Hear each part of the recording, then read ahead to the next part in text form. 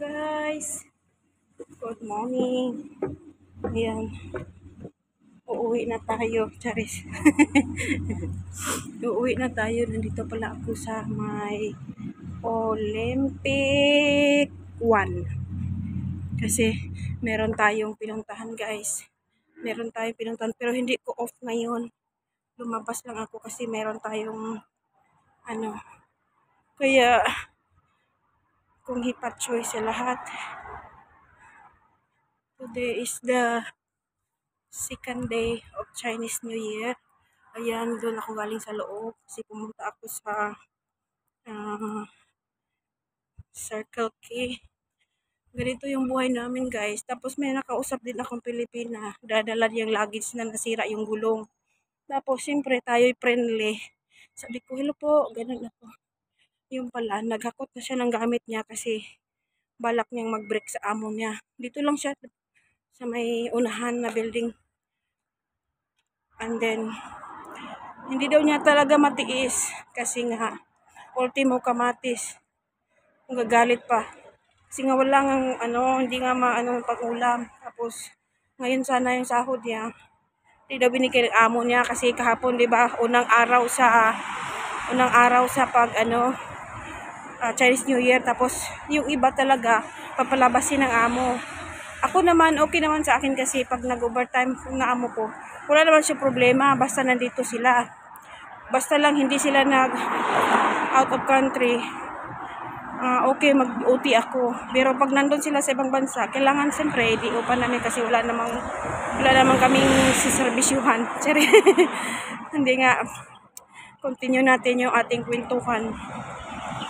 Ano siya, 47 years old siya. Meron pa siyang 9 years old. Tapos, single pa siya. I mean, ano na siya ngayon, pag hiwalay nga siya sa asawa niya. Pero may anak siya dito. Bago lang, against the light.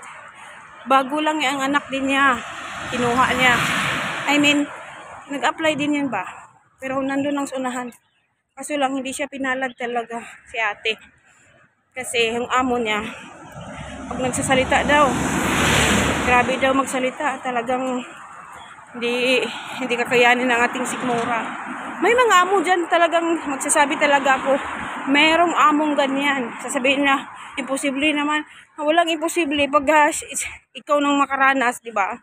Kasi iba-iba tayong mga Ako nga hindi ako palahusga kasi hindi naman tayo doon sa kalagayan niya. Kasi yung iba, tiisin mo, tiisin mo. Paano matiis? Pag hindi na talaga kaya, kulang pa sa kain.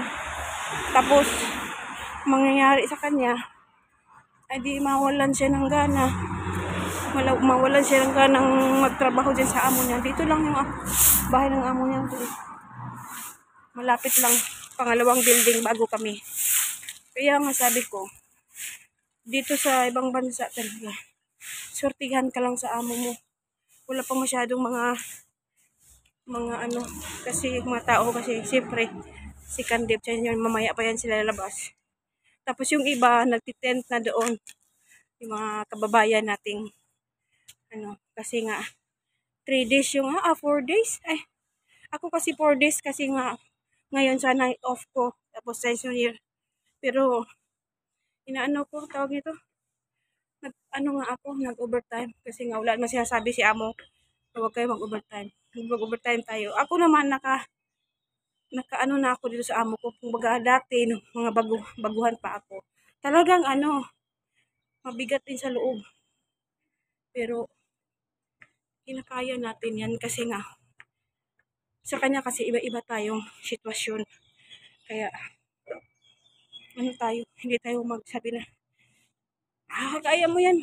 Hindi, pag hindi talaga kaya mo, mas maigi pang mag-break siya or mas maigi ang i-terminate siya. Kasi pag i-terminate siya, undas pa siyang paalisin. Tapos meron siyang makukuha na siyang sahod tsaka yung ilang araw na trabaho niya. Pero pag 1 month notice, siyempre, magtatrabaho ka muna ng 1 buwan. Tapos, May sahod naman yun. Yung isang buwan na yun.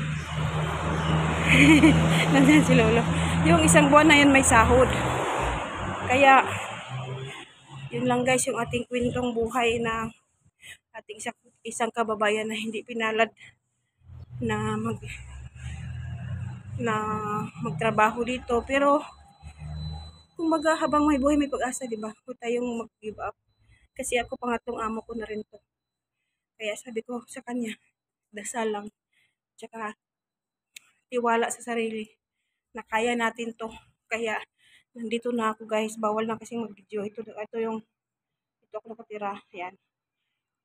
Tsaka magbabay na po ako sa inyo. Thank you so much sa inyong lahat. At God bless everyone. Kong Hei Pachoy. Bye everyone!